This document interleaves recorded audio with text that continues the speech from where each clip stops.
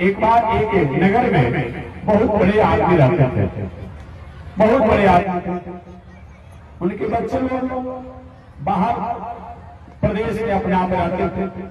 हमेशा पुत्र कहते पिताजी चलिए ना हम लोग के पास, आपको बहुत परेशानी हो रही है, लेकिन नहीं, जब तक मैं जीवन जीऊंगा तब तक से मैं अपने गांव पर दुगुल गांव पर आऊंगा। महोदयों को चाहिए, महापुरुषों को चाहिए, चाहे कितना भी बड़े आप हो जाइए, लेकिन जो आपका मूल जन्मभूमि है वहाँ पूरा एक धरोहर, घर पे एक भी मकान, एक भी रूम तो होना ही चाहिए, और साल में एक बार आकर दिया बत्ती कुछ न कुछ होना ही चाहिए, चाहे कितना भी बड़े हो जाइए। उन्होंने कहा कि नहीं मैं नहीं आऊंगा। पिताजी आप चलिए हम लोग के साथ, नहीं ऐसा नहीं होगा।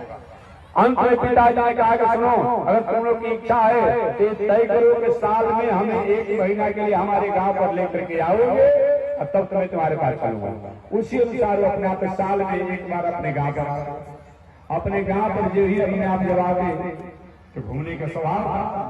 अब अपने गांव से पश्चिम की यात्रा कर दी।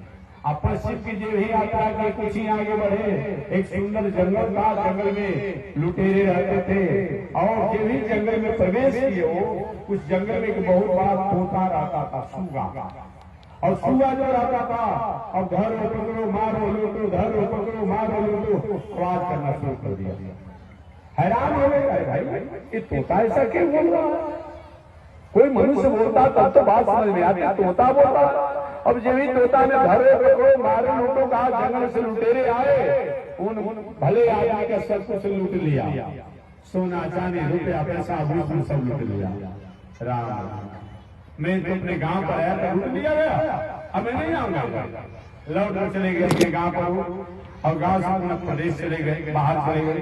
पुनः साल भर के बाद पुनः आए कि कुछ भी हो तो गाँव होता है ना।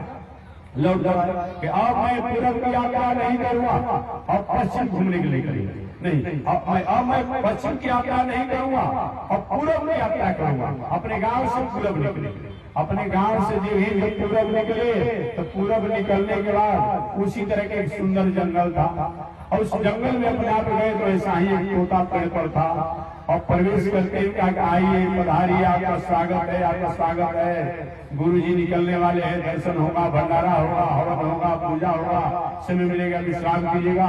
ऐसा जो तोता बोलना शुरू किया, उस जंगल से छोटे छोटे ऋषि कुमार निकले, महाराज चलिए पानी पी लीजिए ना, खा लीजिए ना, समय मिलेगा तो सत्संग में बैठ जाइएगा। बड़े प्रभावी हुए, कितना सुंदर अपने आप में ये तोता कितना सुंदर है। आपने सूचना दिया, सूचना देने के बाद ये सब लोग अपने आप में ये संस्कार में लग गए।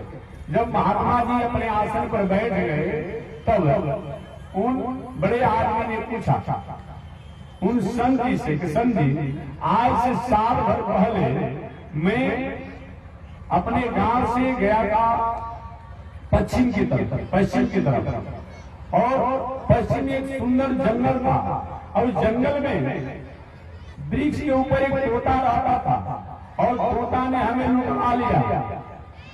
यही में प्रवेश किया, तोता ऐसा भाषा बोला कि हमें लुट लिया गया। लेकिन जब ही मैं पूरब की यात्रा जब किया और पूरब की यात्रा किया तो आपका तोता कितना बढ़िया है, आते आते स्वागत कराया, सत्कार कराया। मतलब तोता तो तोता होता है, एक तोता ने हमें लुटवा लिया और दूसरा तोता हमें सत्कार करा रहा है, ऐसा क्यों?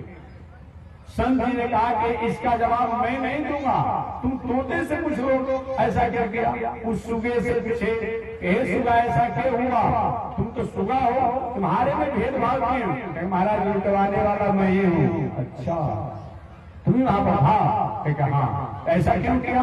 क्योंकि मेरा दोष नहीं है, जब मैं उस जंगल में रहता था वहाँ रात दिन लुटेरा अपराधी रहते थे, धरो पकड़ो मारो लूटो, धरो पकड़ो मारो लूटो। अब मेरा ये स्वभाव बन गया, कोई भी जंगल में प्रवेश करता मैं यही कहता, मैं आवाज लगाना शुरू कर देता, इसलिए मेरा स्वभाव हो गया संगत के कारण।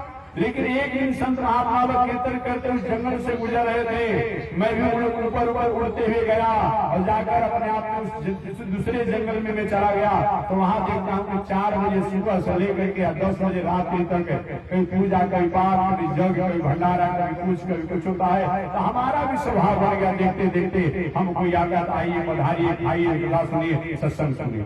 ये मेरा नहीं है, ये मेरे सहवास का है।